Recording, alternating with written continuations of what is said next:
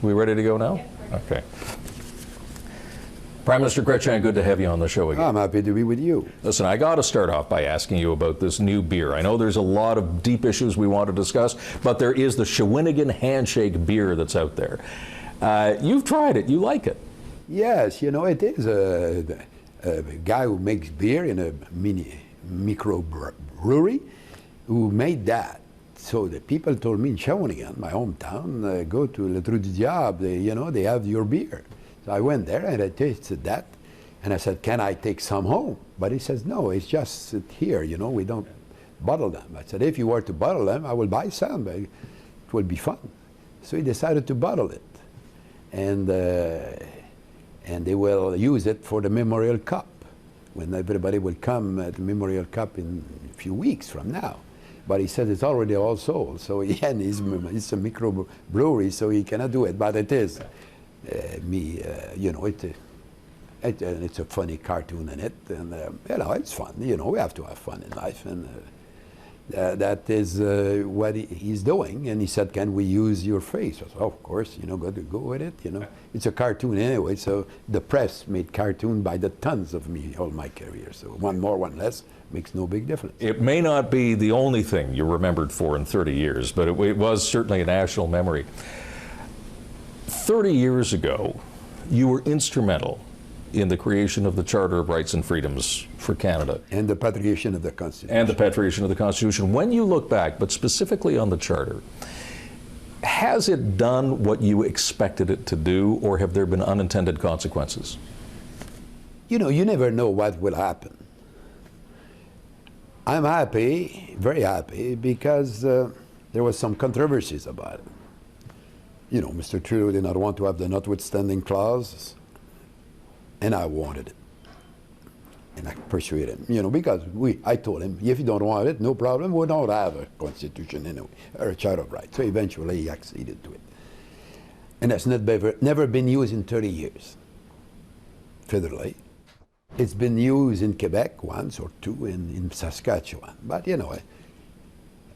because I'm surprised. Because it's an escape clause. So that means that no governments, even if there was sometimes unhappy with judgment of the Supreme Court, they never went far enough to force the government to use the notwithstanding clause. And some rights have emerged, interpretation of the court. I'll give you, the initiative on the gay marriage, for example. It was not an initiative of the government. It was the court, after argumentation by lawyers, it was the Ontario Court of Appeal who rendered the first significant judgment on that. And when it arrived on my desk, we accepted it. And we did not change, pass a federal law, so that became I don't know when I was there, I don't know if they passed a law, but it became legal. By judgment of the court, interpretation of the Charter of Rights and Freedom. The education in the minority language. They went much further than I expected. And I'm happy with that. I live in Shawinigan. We have a very handful of Anglophone in Shawinigan. We have a Shawinigan high school that exists since 100 years. There's not many Anglophone, but those who are Anglophone, and those that have the right to go there, they go there. But in all, the Francophone in the rest of the country have benefited immensely of that. And that was, for me, an example of successes. But some people say we transmitted too many powers to the judges. But I replied to that, yes, but if they go too far, we have the notwithstanding clause. But in reverse, though, I'm wondering, because some of the criticism has been that the courts were given a lot of power, extraordinary powers under the Charter of Rights and Freedoms. But it also changed politics in one way, and that is that it gave, some people would say, gave politicians cover on very contentious issues to sort of say, it's not for a politician to decide this, it's for the judges to decide. True. When they say that, you can, they can say, you can go to the politicians and use a notwithstanding clause. Correct it. They can. They have to say, despite of the Charter of Rights, I want to cause discrimination because of that. It's tough to do. And after that, every 5 years, you have to renew it. But I was arguing that at the end of the day, the politician will have to decide. Of course, rights are rights. They have to be protected. Cannot abuse of rights. And we have incorporated in the Charter of Rights all the values that we've developed in Canada. You know, here in Canada, we don't fight over religions. We don't fight over color of the skin. We don't fight about equality of sex. You know, we have overcome that. We're an example to the world. People, you know, I was decorated by the Hebraic University in Jerusalem for my work on the Charter of Rights because they copy our Charter of Rights. The Charter of Rights of South Africa is based on the Canadian Charter of Rights. I don't have the text with me, but I will use it in my speech I'll make next week in Toronto. You know, experts say the best system is the Canadian Charter of Rights and the political system too. With a prime minister that is elected, you don't have this problem of the fight between the Congress and the Senate and the President of the United States. Here a prime minister is a prime minister. He decides. And if we're not happy, we can kick him out. And that is in England, not in England, in the United States. You know, the president, half of the time, he cannot do anything. Yeah, he has the right to go on his knees in front of congressmen and preach, but they vote. The senators do. And you see that. It's always the debate, the president and receiving them and pleading with them. In Canada, the prime minister decides to do something, he does it. And if we're not happy, we kick him out. Something that sometimes people would like to do.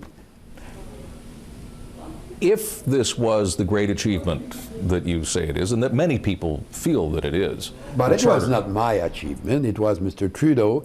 You know, we talk a lot about Romano and myself and McMurtry, but one guy that we neglect a bit, that makes me a bit sorry that he does not have the credit, is Bill Davis. Because, you know, I had made a compromise. I had said to Romano and McMurtry, you go and sell it to the provinces, I have a bigger problem to sell it to Trudeau. So they went, and Trudeau was not buying. I was with him at 24 Sussex. He received a phone call. I didn't know. When he came back, he started to ask different type of questions. Never told me. When I went at the door, he said, Jean, come here. He said, if you have, according to the amending formula, 7 provinces representing 50% of the population, I think I would be able to accept it. So I knew. But I didn't know what had happened.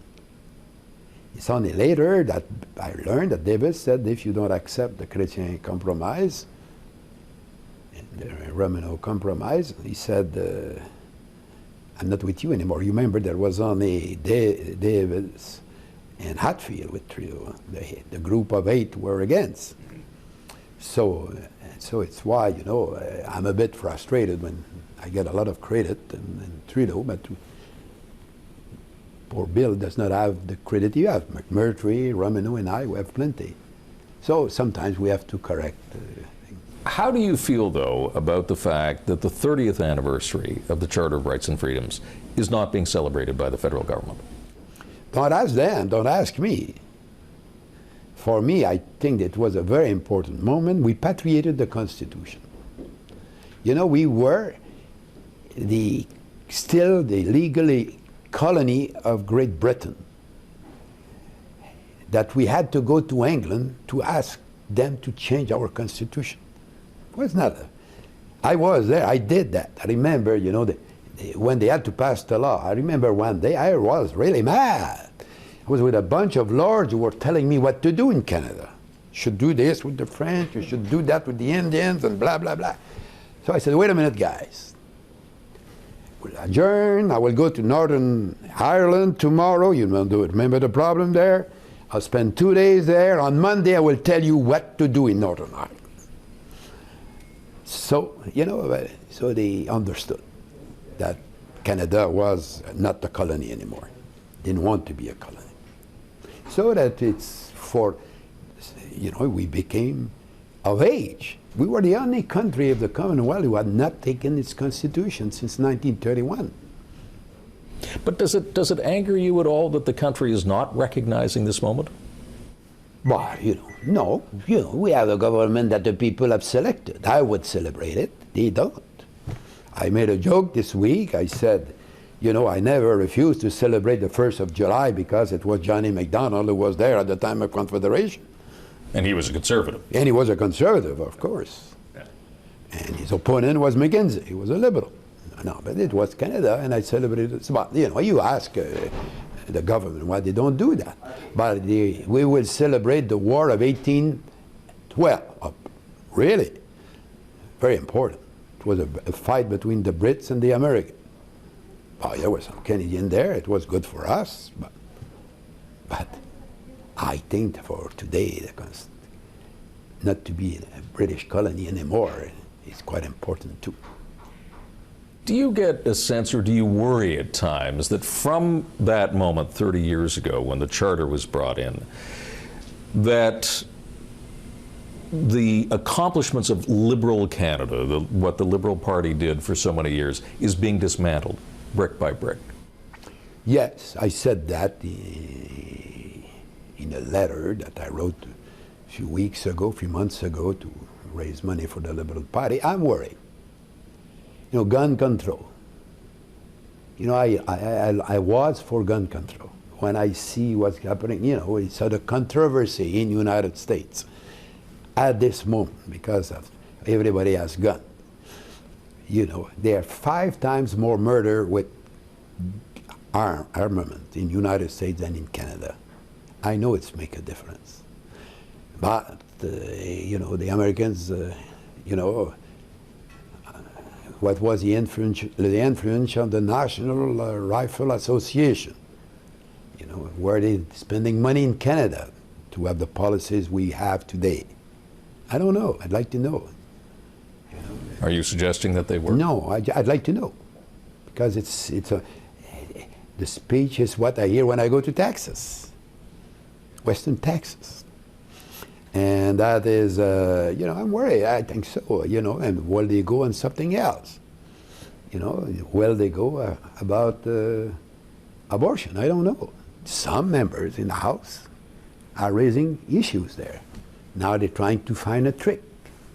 I'm a Roman Catholic, but I never wanted to impose my morality on others.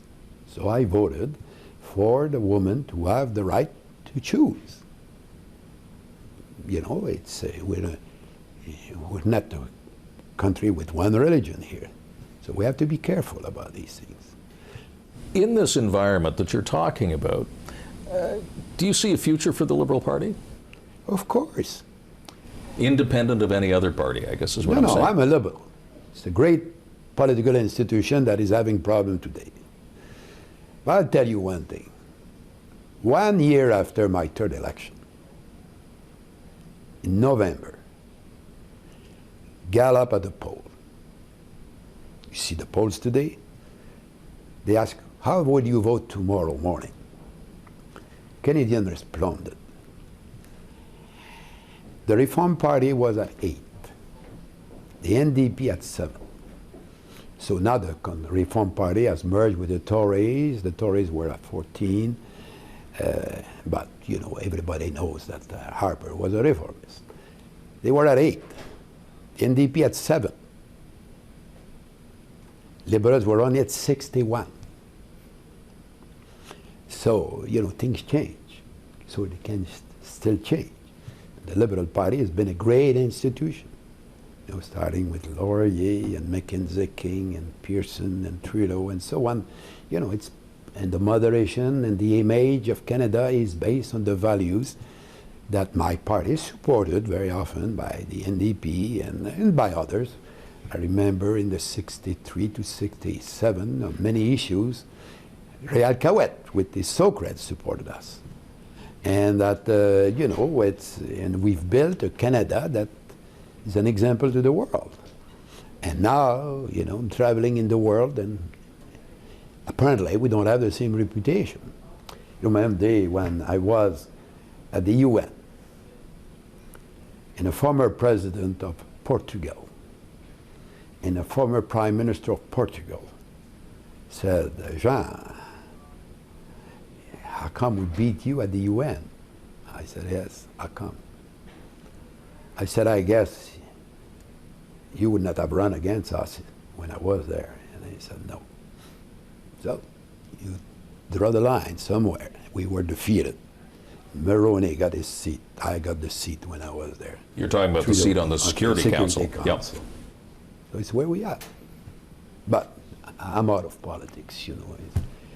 I'm having a good time, and it's no more my problem. I'm enjoying myself. I just have one other political question for you, and I wonder about this. That because in the past you were musing somewhat about whether there should be a merger or a joining of the Liberal and the NDP, and a lot of people in the Liberal Party today are very opposed to that idea.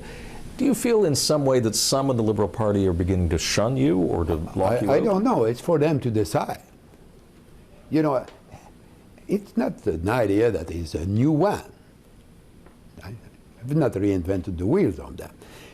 Louis Saint-Laurent in 1956 said of the CCF, they are liberals in a hurry. When I was with Pearson, you know, when we introduced Medicare and many of the social programs, we were in the house with Tommy Douglas and we were working with him. Under Trudeau, Trudeau offered Broadbent to join the cabinet. He refused. Trudeau had a view that he had a majority government, but he had no seats in the West.